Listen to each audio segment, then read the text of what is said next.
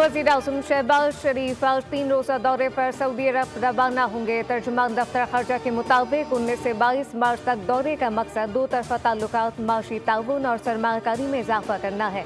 वज़ीर आज़म सऊदी वली अहद मोहम्मद बिन सलमान से मुलाकात करेंगे। दोनों ममालिक के माबैन तिजारत समेत मुख्तलिफ शोबाजात में ताउन पर बात होगी। गजा की सूरत हाल और मुस्लिम उम्मा के अमूर ज़ेर गौर आएंगे।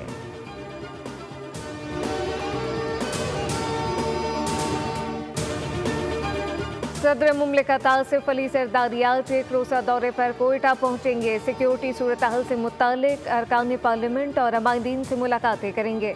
बलूचिस्तान की मजमूई और अमन अमान की सूरत हाल पर ब्रीफिंग दी जाएगी।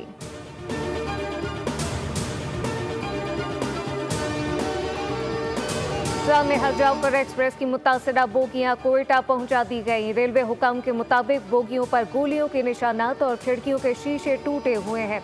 बोगियां मुरम्मत के बाद सफर के लिए रवाना की जाएंगी। मुतासरा बोगियों को पहले मरहले में मच पहुंचाया गया था।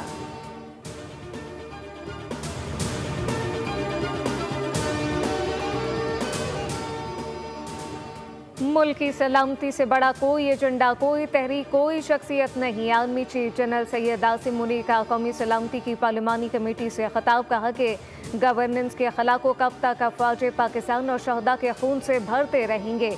यह हमारी और हमारी आने वाली नस्लों की बका की जंग है। हमें गवर्नेंस बेहतर करने और मुमलकत पाकिस्तान को हार्ड स्टेट बनाने की ज़रूरत है। हम कब तक एक सॉफ्ट स्टेट की तर्ज पर जानों की कुर्बानी देते रहेंगे। पायदार इस्तेहकाम के लिए तमाम अनासर को हम आहंगी के साथ काम करना होगा।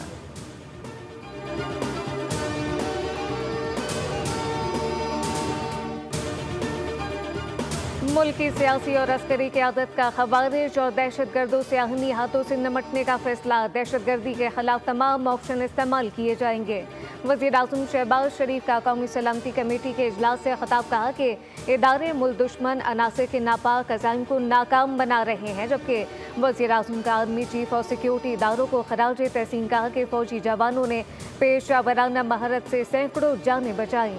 दहशतगर्दी को फिर से जड़ से उखाड़ फेंकने के लिए हम सबको अहनी अज़म का इरादा करना होगा। नेशनल एक्शन प्लान पर फौरी अमल दरामद। वज़ीर आज़म ने एलामिया पढ़कर सुनाया, कहा कि इजलास में अपोजिशन की अदम शिरकत अफसोसनाक है। सोशल मीडिया पर प्रोपेगेंडे से फौज और अवाम में दरार डालने की कोशिश की गई। आर्मी चीफ सैयद आसिम मुनीर ने इजलास के अख्तिताम पर दुआ कराई।